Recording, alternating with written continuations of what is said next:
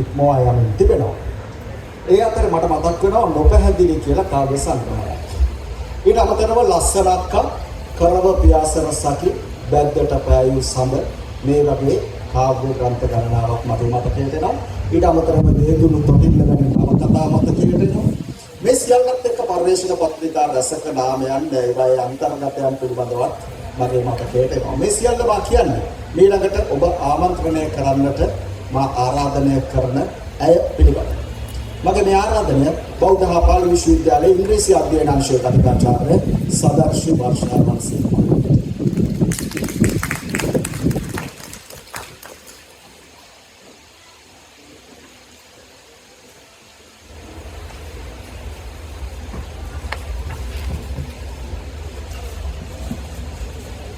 So a very pleasant afternoon to everyone present. I take permission from Mr. Anuruddha Jaisingha, Mr. Nimam Jaisingha, and Senior Professor Vihesh Shrindika Sampath, the other academics, and all our fellow poetry lovers. So in this context, I would also like to consider myself a fellow poetry lover too, because I have also been a consumer of Mr. Anuruddha Tilaka's poetry for over 10 years now. And also that reminds me what a privilege it is to share the stage with Professor Vihesh Shrindika Sampath, who has known me from the time I was a very small child. So with that memory seeping in, let me add a few words to his deep and extensive analysis. So I thought of starting with a few words on the translation and then slowly shifting to the thematic motifs of the poems. I was asked to speak in a bilingual mode, predominantly in English, and time to time switch to Sinhala too. I hope I'm audible enough. පැහැදිලිව ඇහෙනව නේද? හොඳයි. අපි කතාව ද්විභාෂිකව කරගෙන යමු. පරිවර්තන කෘතිය පිළිබඳව කතා කරන නිසා වැඩිදුර ඉංග්‍රීසි භාෂාවෙනුත් වරින් වර සිංහල භාෂාවෙනුත් ඔබව ආමන්ත්‍රණය කරන්නට මම බලාපොරොත්තු වෙනවා. So to be honest, when Mr. Anuruddha Tilaka asked me to write a note on his translated poetry, I was a bit reluctant. Because nowadays we come across translations which have no soul of the original poetry left in them. So this can be specifically dangerous when it comes to poetry translation, because poetry is no longer poetry when the originality, poetic essence or the soul is ripped out of it. But when I slowly read through it, I found myself immersed in the collective effort by Mr. Anuruddha Tilaka and Mr. Nimam Jaisingha, the translator. So I would like to identify this as a blossoming of a bilingual anthology, not merely another book launch. අපි බොහෝ වෙලාවට කවි පරිවර්තනයක දකිනවා සිංහල භාෂාවෙන් ඉංග්‍රීසි භාෂාවට වෙන්න පුළුවන්. එහෙමත් නැත්නම් ඉංග්‍රීසි භාෂාවෙන් සිංහල භාෂාවට වෙන්න පුළුවන්.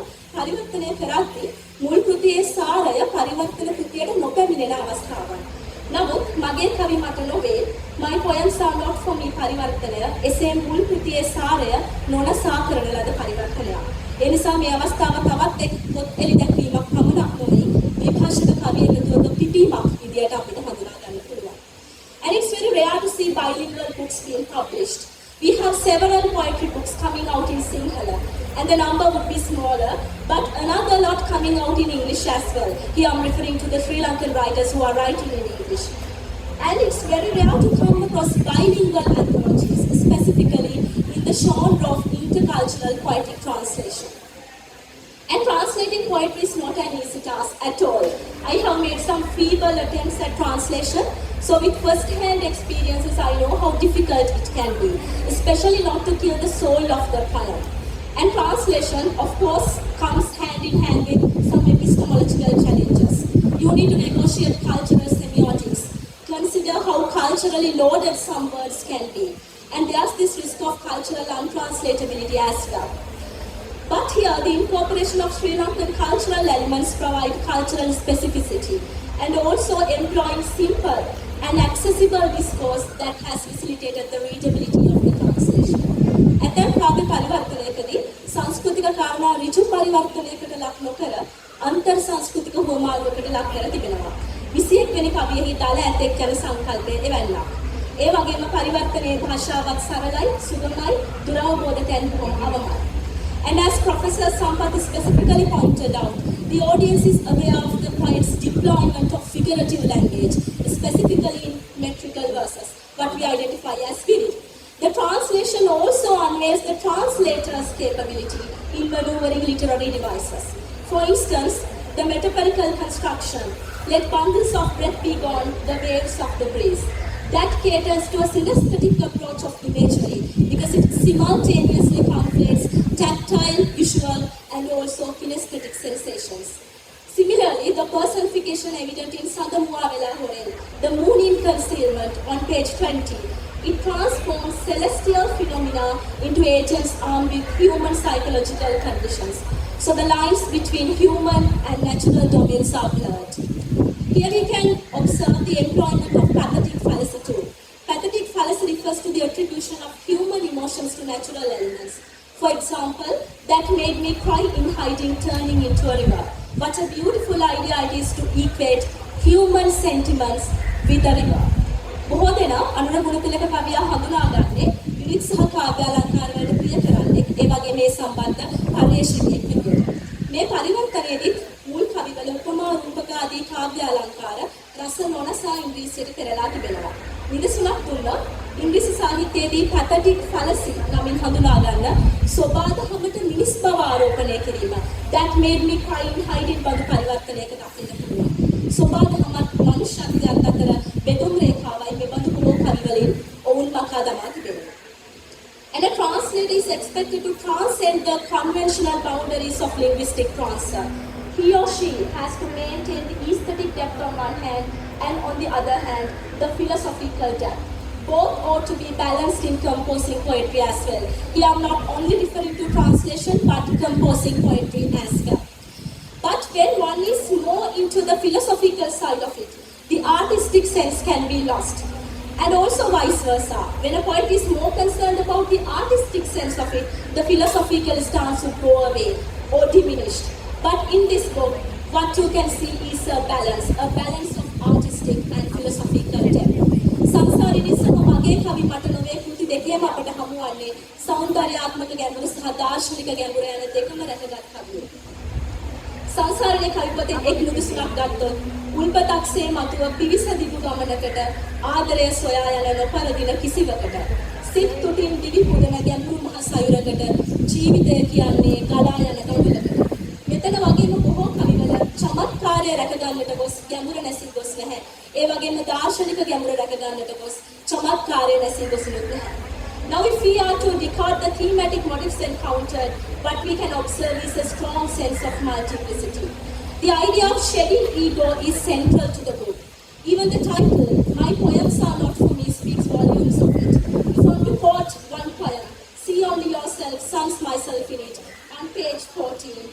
Here the poet attempts to transcend the limitations of individual consciousness. And this idea of self-dissolution resonates with Buddhism, the concept of anatma on one hand and on the other hand with postmodern literary criticism we can deconstruct that. Because there are this idea of stability or the unified, stable self is blocked. And also if කවි බොහොමයක මම අයනෙන් විතැන්වීම දකින්නට පුළුවන්. එය පෙරදක චින්තනයේදී බුදුදහමේ හමුවන අනාත්ම සංකල්පය ඇසුරෙන් අපට ගැඹුරින්ම කියවන්නත් පුළුවන්. ඒ වගේම ඉංග්‍රීසි සාහිත්‍ය න්‍යාය තුළ හමුවන deconstruction එහෙමත් නැත්නම් විසංයෝජන න්‍යාය ඇසුරෙන් කියවා ගන්නත් පුළුවන්. ඔබ මිස සම්බන්ධ හිමාව නොදකින්න වැනි තැනකදී කවියා ඍජුවම තමා ලියුමෙන් තමාව දුරස්ත කරනවා. And some of his poems can be patriotic too. But instead of criticizing them for that, if we deconstruct the poems through the lens of post-colonial critics, like Edward Said, Homi Bhabha or Gayatri Spivak, what we come across is a decolonized mind. Especially when someone lives in Europe for a long time, there's this tendency to look down upon their native country and mother tongue, to glorify Europe and English over their native language. This is now identified as a linguistic malady or a psychological condition called dysautonomia, rooted in linguistic anxiety. But despite his Europe base, the poet is someone who does not degrade but glorifies his motherland. අපිට මේ කවිය අතරේ දේශානුරාගයෙන් කවි මුල ගැහෙනවා. නිදසුනක් ලෙස මගේ කවි මට නොවේ කෘතියේ 22 වෙනි කවිය. කාලෙ වෙලා ගිනවා යන නිසා මම ඔක්කොටත් ගන්න. අපි මේ කවි සයිඩ් හෝමි බාබා ස්පිවැක් වගේ පශ්චාත්‍ය රචිතවාදී විචාරකයන් නිතර මතු කරන කාරණයක් සමග සමපාත කළොත් ඔහු නිතර කතා කරන දෙයක් යටත් විචිතකරණයට ලක් වූ ඇතැම් පුද්ගලයන් තුළ යුරෝපයට වන්දනාමාන කිරීමේ මානසිකත්වයක් ඇතිවන බව. තමන්ගේ මව්බස හෙලා දකිමින් එසේ වන්දනාමාන කිරීම සිසොෆ්ලොසියා යන මානසික ව්‍යාධිය විදිහටත් මේ වන විට වාග්විද්‍යාවේ හඳුනා ගන්නවා. ඉතින් මේ දේශානුරාගී කවිය ඔහුගේ ජීවිතය සමග සම්පාත කරලා බැලුවම අපිට දකින්න ලැබෙන විශේෂත්වය වෙන්නේ වසර ගණනක් යුරෝපයේ ජීවත් වූ කෙනෙකු වුණත් එබඳු ව්‍යාධි තත්ත්වයකින් මිදලා වඩා යහපත් දේශයක් උදෙසා තමන්ගේ මාතෘ භාෂාවෙන් තම විශිෂ්ට ලෙස හසුරවන කවියෙක් අපිට මේ කවිය අතරින් හමු වෙනවා. And also the poet gets to look at the micro experiences of nature and life. We are always forced to look at the bigger picture, not the minor picture. But Rabindranath Tagore, the first Asian to receive the Nobel Prize for Literature, he brings out this idea in his poem, "She's closer to my heart like a grass flower." So here also we can see this idea of catering to micro experiences of life. And also the first Asian author to win the Booker Prize, Arundhati Roy. She writes the word of small things, again catering to the minor or micro arena of life. බොහෝ වෙලාවට අපි බලන්න පුරුදු වෙලා තියෙන ජීවිතයේ විශාල පින්තූරය දිහා. කුඩා පින්තූර දිහා අපි බලනවා අඩුයි. නමුත් විශ්වීය සාහිත්‍යකරුවන් වන ටාගෝර්, අරුන්දති රොයි වගේ අය වෙතින් නිදසුන් ගත්තොත් ඔවුන් අපේ ජීවිතයේ කුඩා පින්තූර දෙස බලන්නට පොළඹවනවා. අනුර ගුණතිලක කවියා සතුවත් මේ ගුණය දකින්නට පුළුවන්. කවි පුතා දක්වන වෙලාව මදින් සෞඛ්‍යය දක්වන්නේ නැහැ. නමුත් 67 වන පිටුවේ එන කවිය ඊට නිදසුනක්. Also the poet's engagement with gender discourse. I found it to be very interesting. He talks about the performative notion of masculinity with the equation of secretly shed manly tears to deep lakes. How many times have we heard and also have we used the phrase that it's not manly to cry? Here the poet challenges that very notion. අපි ජීවත් වන පිරිමින්ට හැඬීම තහනම් කර තිබෙන සමාජයක. නමුත් කවියා පිරිමින්ගේ කඳුළු ගැඹුරු විලකට සමාන කරනවා. So there's a reclamation of emotional authenticity and a critique of restrictive gender norms which inhibit male emotional experience. Also, his poetry does not objectify women. We see female objectification is generalized and far worse naturalized by women themselves. As someone who is into research on feminist theory, intersectionality and gynocriticism, I was truly impressed by the fact that women are not treated as objects of carnal desires in his poetry. They are treated as human beings, looked at with respect. Again, it is not an unrealistic veneration or putting on a pedestal kind of a reverence. That sort of female domination would be equally absurd as male domination. But the acceptance and perception of women as realistic human beings makes his poetry profoundly significant. කාන්තාව වාස්තවීකරණයට ලක් කිරීම, එහෙමත් නැත්නම් භාණ්ඩයක් ලෙස සැලකීම, ඇතැම් කවිවලින් සාධාරණීකරණයට ලක් වෙනවා අපිට දකින්නට ලැබෙනවා. නමුත් මේ පොතේ මා දැකපු ඉතාම සුවිශේෂී කාරණයක් වන්නේ කිසිදු කවියකින් ගැහැණිය වාස්තවීකරණයට ලක් නොකොට තිබීම. And the poet reminds us of the beauty and goodness that prevail despite the negativity of the world. The romantic notion that beauty possesses transformative power finds contemporary expression in these verses. The aesthetic philosophy underlying these verses resonates with the phrase uttered by John Keats, "A thing of a beauty is a joy forever." And some poems do carry a didactic tone, but that has not directly robbed these poems of their artistic sense. The verse, "The loving kindness towards world shall be a helping hand not letting to drown." So that exemplifies how the poet has utilized his capability as a vehicle for moral and philosophical instruction. සමස්තයක් විදිහට මේ කවිවලිනුත් පරිවර්තනවලිනුත් කවියා ලෝකයේ වඩා සුන්දර තැනක් කිරීම සඳහා තමන්ගේ පෑන භාවිතා කර තිබෙනවා පැහැදිලිව පෙරෙන කාරණා. So I would like to end my note with a quote I wrote for the preface of this book. ඉතින් මේ අදහස් දැක්වීම මේ කෘති දෙකේ මුණ ගැසුණු සංකල්ප ඇසුරෙන් මා දැක්වූ සටහනකින් අවසන් කරන්නට කැමතියි.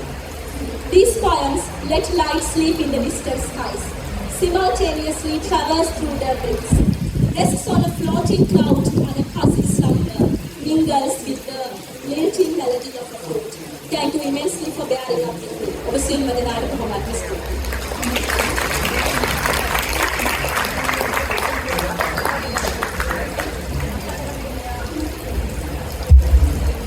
ස්තුතියි බෞද්ධ පාලි විශ්වවිද්‍යාලයේ ඉංග්‍රීසි අධ්‍යයන අංශයේ කතිකාචාර්ය සදාශිව වර්ෂා රන්සිංහ මහත්මයාට. පොඩි වැස්සකුත් එනවා.